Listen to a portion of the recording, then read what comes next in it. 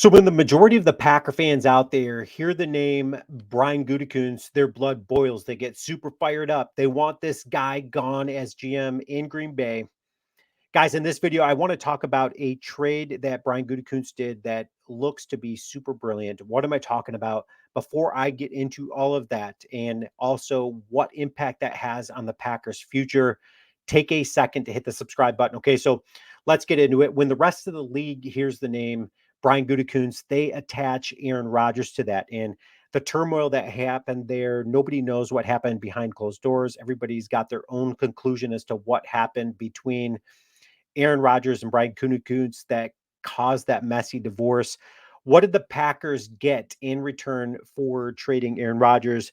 They move up 2 spots in the first round. They got the 13th pick as opposed to the 15th. They got the 42nd pick, the 207th pick, and then a conditional first round in 2024, which we all know the results of that. Aaron Rodgers did not play uh, the 60%, I think it is, of snaps out there. He only played in 4 snaps, right? This season, 0 of 1, took a sack, rips his Achilles. The rest is history. We know the Packers get a very sexy looking second round pick right now because it's going to be a pretty high draft pick in the second round. So that's what they got in turn for Aaron Rodgers. And let's be honest with ourselves. We all know the games that Aaron Rodgers would be playing if he were in Green Bay and he had the same injury, his same Achilles injury. He would be stringing the Packer organization as well as fans along of like, is this dude going to be playing? Is he not? He's going to say just enough to kind of string it along. He's kind of doing the same thing in New York right now, and it's leaving a lot of fans upset, especially in New York, right? And the organization doesn't know, where do we go from here? Is he coming back? We already went all in. So Brian Gutekunst went all in on Jordan Love. So let's talk Jordan Love. Let's talk numbers and stats. So Love and Rodgers had the same number of passing yards through their first 11 games as full-time starters in this league. Love ranks 10th in EPA per pass play through 14 games. Rodgers ranked 10th through 14 games as well. Jordan Love has 27 touchdown passes, 11 picks, and a 90.8% passer rating. Aaron Rodgers, through those same amount of games, had 27 touchdowns, 12 interceptions, and a 91.8% passer rating. What were their records, right? So let's take a look at the records. Jordan Love, 6-8 record. Aaron Rodgers, a 5-9 record, and both had really bad defenses that explained their losing records. And let's be honest with ourselves, it isn't a lack of talent on our Packer defense. It's Joe Barry. It is just the scheme. The players are just clearly not getting it. It isn't a lack of Brian Gutekunst investing the picks in it.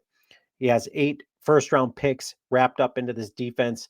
And so where do the Packers go from here? Okay, so Aaron Rodgers at this point had a 6-year, $65 million contract at this point in time as a Packer. So where do the Packers go with Jordan Love? When do they extend out that contract?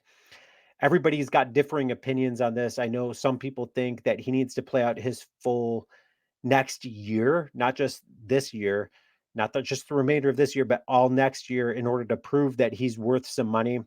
I think otherwise, right? I'm not necessarily saying, oh my gosh, Jordan Love, man, this dude, he is for sure the guy. He has shown signs. He's like a Jacqueline Hyde out there. We don't know what to expect with Jordan Love. He came out gangbusters. Everybody thought the first couple games of the season that Jordan Love was like the next like dynasty quarterback. You got Brett Favre, Aaron Rodgers, and now Jordan Love. Are you kidding me? Of dominance in the NFC North, dominance in the NFC as a whole. But then all of a sudden, Jordan Love kind of comes back to reality. Defenses start figuring him out. He's looking sloppy. He's getting his rhythm not in sync with the receivers, this young receiving cast. But then all of a sudden, Jordan Love turns it on. And then they beat the Lions, they beat the Chiefs, and all of a sudden, Jordan Love is looking like, oh my gosh, this guy is legit. He is the quarterback. And then all of a sudden, he has a bump in the road again, and it's like, what do we know with Jordan Love? What can we expect? I really want to see Matt LaFleur open it up with Jordan Love the next 3 games. Continue to open it up with him. I want to know what we've got in this guy because I think the Packers if he shows himself to be consistent for so that would be 4 games in a row, because last game he looked pretty solid. And then if he can look solid against Carolina, Minnesota, and Chicago, I think the Packers need to think about extending this dude out and signing him to a bigger contract so that they aren't breaking the bank. If he were to look really good all next season, then they're going to be putting all their eggs in Jordan Love's basket and signing him to a massive contract. Let me know with what you guys think. Leave comments. What should the Packers do from here? I think this Brian Gutekunst trade looks absolutely brilliant, especially comparatively when you look at what Aaron Rodgers did this season or didn't do, really. I think this looks absolutely brilliant, especially that the Packers aren't in the looming of, if Aaron Rodgers were there, is he going to be back? Is he not going to be back? What's going to be happening there and all the drama that goes along? It's like watching a football soap opera. Let me know what you guys think. Go Pack.